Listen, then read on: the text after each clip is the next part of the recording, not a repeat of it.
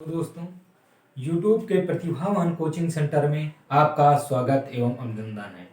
हम बात कर रहे थे कर्नाटक के युद्ध के बारे में, जिसमें से हम आपको बता चुके हैं कर्नाटक के प्रथम युद्ध के बारे में। आज हम उसी के आगे कर्नाटक के दूसरे युद्ध के बारे में बात करेंगे। दोस्तों, जिस तरह हम आपको बताए थे कर्नाटक के प्रथम युद्ध का मुख्य कारण और किस सन में हुआ था, किस संधि के द्वारा हुआ था, उसी तरह हम कर्नाटक के दूसरे युद्ध के बारे में आपको बताएंगे। पहले उसका मुख्य कारण बताएंगे, फिर उसके बाद उसका सन बताएंगे, फिर उसके बाद उसकी किस संधि के द्वारा समाप्त हुआ था। चलिए दोस्तों, पहले हम कर्नाटक के दूसरे युद्ध के बारे में, मुख्य कारण के बारे में परिचय करते हैं। कर्नाटक का जो प्रथम दूसरा युद्ध हुआ था वो 1749 से 1754 के बीच लड़ा गया था। ये करीब कितने साल? 5 साल युद्ध चला था, 5 वर्ष। इसका जो मुख्य कारण था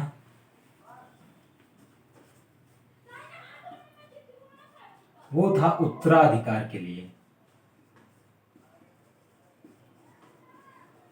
आप पूछेंगे सर, कर्नाटक का जो प्रथम युद्ध हुआ था वो भी उत्तराधिकार के लिए हुआ था, लेकिन जो कर्नाटक का प्रथम युद्ध हुआ था वो ऑस्ट्रेलिया के उत्तराधिकार के लिए हुआ था। लेकिन जो कर्नाटक का दूसरा युद्ध हुआ था ये भारत के एक राज्य था जिस राज्य का नाम हैदराबाद के उत्तराधिकार के लिए हुआ था। यहाँ के एक निजाम थे, उनकी मृत्यु हो जाती है। उस निजाम का नाम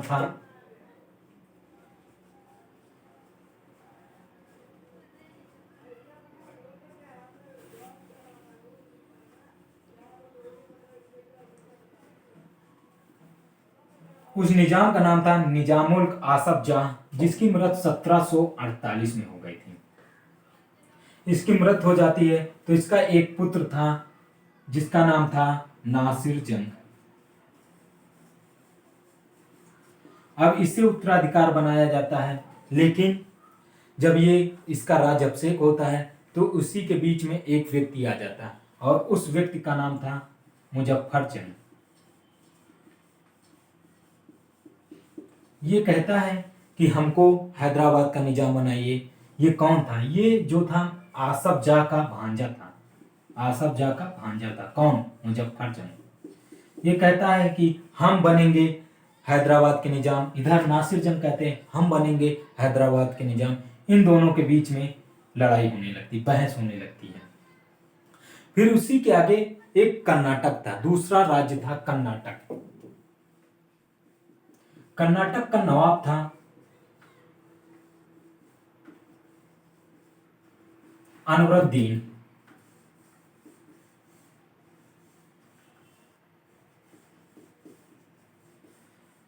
और इसके बहनोई थे जिनका नाम था चंदा साहब। कौन? चंदा साहब।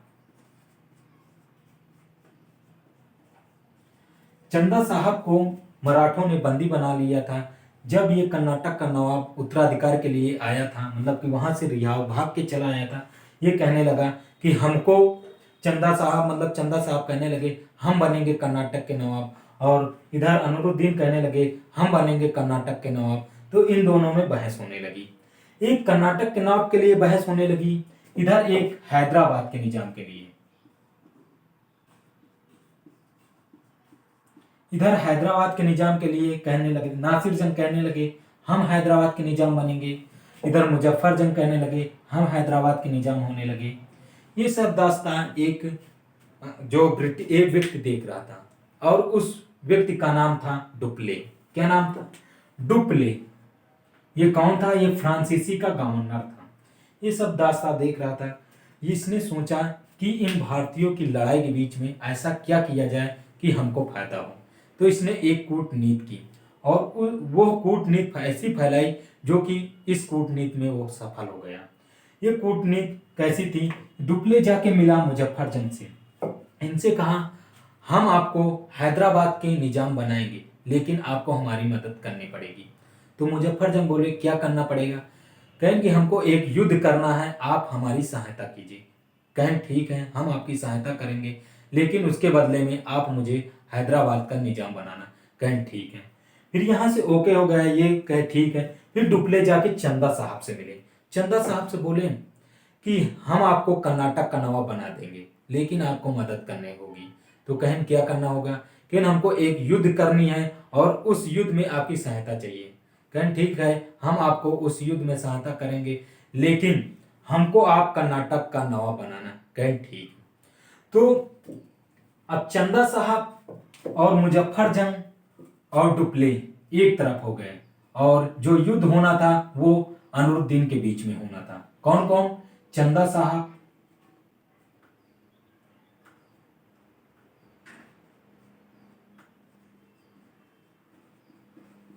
एक थे मुजफ्फर जंग,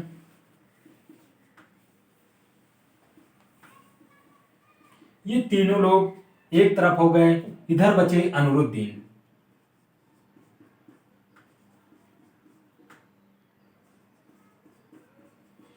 अब इन दोनों के बीच में जो युद्ध हुआ था, उस युद्ध का नाम था अंबोर का युद्ध। कौन था? अंबोर का युद्ध 1749 में हुआ था।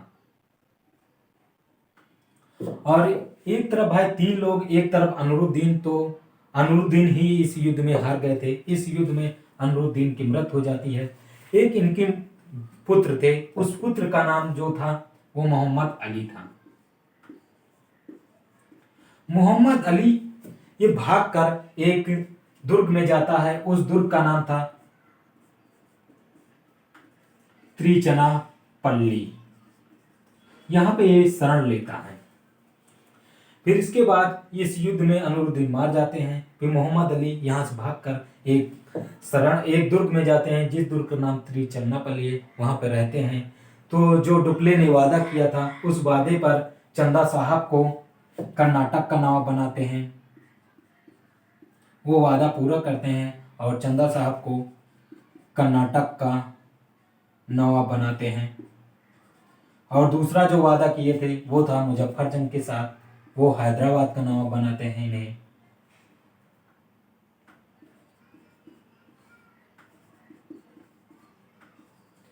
निजाम बनाते हैं। फिर उसके बाद क्या हुआ? जो कर्नाटक के जब नवाब चंदा साहब बने, तो उसी खुशी में मुझे मतलब कि डुप्ले से खुशी ज्यादा थी, तो डुप्ले को बोले कि हम आपको पांडिचेरी एक है जो फ्रांसीसियों का मुख्य कोठी थी, उसके पास 80 गांव को आपको अनुदान में देते हैं, मतलब दान में देते हैं। कहें ठीक है, कहें ठीक, अच्छा हमको अनुदान में दे चुके हैं। फिर इसके बाद ये सब बढ़ती हुई शक्ति, किसकी शक्ति देख रहे थे? फ्रांसीसी। कौन देख रहा था? अंग्रेज। ये शक्ति देख रहा था बढ़ती हुई, तो उसके मन में आया कि ऐसा क्या किया जाए कि हम भी इसी तरह जो फ्रांसीसियों ने अपनी शक्ति बढ़ाई, इसी तरह हम भी अपनी शक्ति बढ़ाएं। तो उसके दिमाग में एक कूटनीति आई, मतलब कि जिस तरह डुप्ले ने कूटनीति की थी, उसी तरह जाके एक कूटनीति की, और उसी कूटनीति में नासिर जंग से मिला। कौन? अंग्रेज मिला जाके। ये अंग्रेज से मिला, कहा कि नासिर जंग, सॉरी, अंग्रेज जो मिला था नासिर जंग से कहा कि आप हमारी मदद कीजिए, हम आपको हैदराबाद की निजाम बनाएंगे। तो नासिर जंग बोले क्या करना पड़ेगा? कहें हमको एक आक्रमण करना है। कहें कहाँ पर? कहें कि हमको कर्नाटक पे आक्रमण करना। कहें ठीक है, लेकिन आप जो वादा किए हैं उसका पूरा करें। कहें हाँ ठीक है। तो ये जब कर्नाटक पर 17 दिसंबर, कब? दिसंबर 1750 में नासिर जंग और प्लस अंग्रेज आक्रमण कर देते, किस पर? कर्नाटक में, दिसंबर 1750 में। तो ये जब आक्रमण कर दिए, तो आक्रमण पर कब्जा कर लिए। इसके बाद नासिर जंग, मतलब नासिर जंग की एक सेना थी, सेना में विद्रोह हो जाता है। क्या विद्रोह हो जाता है? ये विद्रोह में नासिर जंग मारा जाता है। इधर कर्नाटक पर कब्जा कर लिया अंग्रेज ने, इधर इनकी सेना में, नासिर जंग की सेना में विद्रोह हो जाता है, और इसी विद्रोह में नासिर जंग मारा जाता है। और नासिर जंग का एक पुत्र था, उसका नाम था सलावत जंग। उसे क्या बनाया जाता? हैदराबाद का निजाम, क्योंकि नासिर जंग भाई कर्नाटक पे अधिकार कर लिया था, जो वादा किया था उसे पूरा किया अंग्रेजों ने, उन्हें हैदराबाद का निजाम बना दिया। फिर उसके बाद सलावत जंग बनता है हैदराबाद का निजाम। फिर उसके बाद क्या होता है? फिर एक फ्रांसीसी आते हैं। कौन? फ्रांसीसी आते हैं, फ्रांसीसी अधिकारी आते हैं। उस अधिकारी का नाम था बुस्सी। क्या नाम था? बुस्सी। बुस्सी आकर मुजफ्फरजंग से मिलते हैं, कहते हैं कि हमको आप पांडिचेरी घुमाइए। कहें ठीक है, चलिए साहब हम आपको पांडिचेरी घुमाते हैं। तो जब पांडिचेरी घुमाने गए थे तो मुजफ्फरजंग पर पठानों, कौन थे? पठान, पठान के लोग ने आक्रमण कर दिया और आक्रमण करके मुजफ्फरजंग को मार दिया। फिर मुजफ्फरजंग मर जाते हैं तो हैदराबाद का निजाम कौन बनेगा? तो ये बात होने लगी। तो मुजफ्फरजंग जब मर जाते हैं तो उसके बाद क्या होता है? फिर उसके बाद एक अंग्रेज आता है, अंग्रेज में क्लाइव आता है, जो अंग्रेज में क्लाइव गवर्नर था अंग्रेज का, क्लाइव आता है। ये सोचता है क्या करें, इसके दिमाग में आता है कि ऐसा क्या किया जाए। ये वहां से ही सोच कर आया था ब्रिटेन से कि भारत में कुछ अच्छा करना है। तो इसने जाके मिला था सलावत जंग से। कौन? क्लाइव जाके मिला था। ये गवर्नर था किसका? अंग्रेज का था। ये सलावत जंग से मिला। इसने कहा कि हम आपको कहाँ का? हैदराबाद का निजाम बनाएंगे, लेकिन आपको हमारी मदद करनी पड़ेगी। कहन क्या करने पड़ेगा? कहन कि एक कर्नाटक का राजधानी थी, क्या? उस राजधानी का नाम था अर्काट। आपको बताना भूल गए थे, जब चंदा साहब यहाँ के गवर्नर बनते हैं तो चंदा साहब ने अपनी राजधानी अर्काट बनाते हैं। अर्काट पर कहें कि हमको अर्काट पर हमला करना है। तो सलावत जंग कहें ठीक है, लेकिन हमको आप कर्नाटक के नवाब जरूर बने। कहें ठीक है। तो इन्होंने अर्काट पर हमला कर दिया। तो हमला जब किया तो आक्रमण कर दिया और इन्हें जीत लिया, अर्काट पर जीत लिया। तो यहाँ के चंदा साहब जो थे वो भाग गए। कहाँ चले गए? वो त्रिचन्नापल्ली चले गए। ये त्रिचन्नापल्ली चले गए और यहाँ पे मिले ये किससे पास? मोहम्मद, ये जो 3 लोग। फिर ये चले गए मोहम्मद अली, मतलब कि मोहम्मद अली के पास। मोहम्मद अली से मिले। कहें ठीक है। तो इन्होंने फिर मोहम्मद अली जो मिले थे आपसे क्लाइव से, मोहम्मद अली ये जाके मिले मोहम्मद अली से और मोहम्मद अली जाए मिले क्लाइव से। तो इनसे लड़ाई भर रही ना। तो कहें कि ठीक है हम आपकी मदद करेंगे। कहें हमको एक हेल्प चाहिए। मोहम्मद अली है, कहें हमको हेल्प चाहिए क्लाइव सर। कहें ठीक है। कहें हमको चंदा साहब को मारना है। कहें ठीक है। तो कहें ठीक आपकी मदद करेंगे। तो ये क्लाइव और मोहम्मद अली और इधर को सलावत जंग, ये तीनों लोग मिलकर चंदा साहब पर आक्रमण कर दिए। तो चंदा साहब का मार डाले, मतलब ये मर गए। तो बचा कौन? एक बचे भाई क्लाइव, एक सलावत जंग, इधर बचे मोहम्मद अली। तो मोहम्मद अली कहें कि अब क्या किया जाए? तो क्लाइव और सलावत जंग मिलके मोहम्मद अली पर आक्रमण कर दी। कहें इनको मार दिया जाए। तो इन पर आक्रमण के ये खत्म हो गई हो। अब बचा को सलावत जंग। सलावत जंग जब बचे तो कहें कि आपको हम कर्नाटक का नवाब बनाते हैं। क्लाइव कहें कहा कहें कर्नाटक का नवाब यही अंतिम रूप से बन जाते हैं। कर्नाटक का नवाब अंतिम रूप से यही बन जाते हैं। फिर उसके बाद 1754 में, कब? 1754 में जो डुप्ले फ्रांसीसी के गवर्नर थे, इनको अधिकारी वहां के जो हाई कमान थे बुला लिए।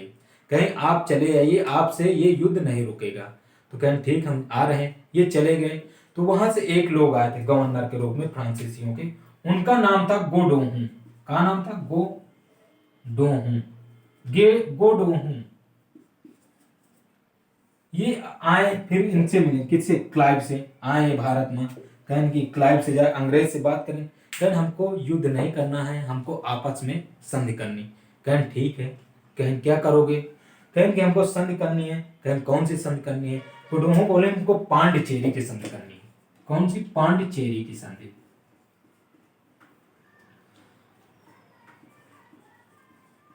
पांडिचेरी की संधि, ये संधि 1755 में हुआ था और यही संधि से जो कर्नाटक का दूसरा युद्ध था वो समाप्त हो जाता है। दोस्तों, अगर हमारी ये वीडियो आपको समझ में आई और अच्छा लगे तो हमारे चैनल को प्रतिभावान कोचिंग सेंटर को जरूर सब्सक्राइब करें और हमारे वीडियो को लाइक करें। जय हिंद, जय भारत।